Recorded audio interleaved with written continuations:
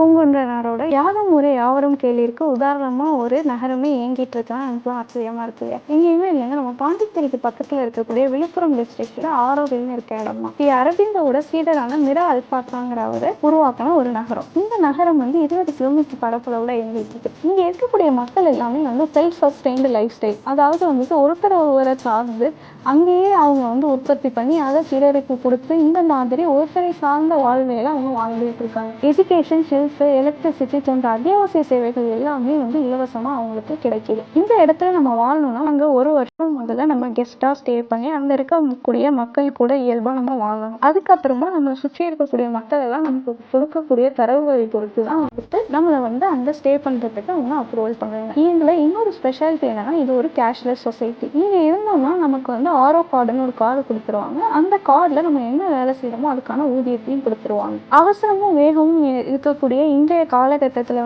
ஒரு மினிமலிஸ்டான simple life style நம்ம வாழணும்னு நினைச்சோம்னா இதை கண்டிப்பா நம்ம முயற்சி செய்து பார்க்கலாம். நீங்க என்ன நினைக்கிறீங்கன்னு மறக்காம கமெண்ட் பண்ணுங்க.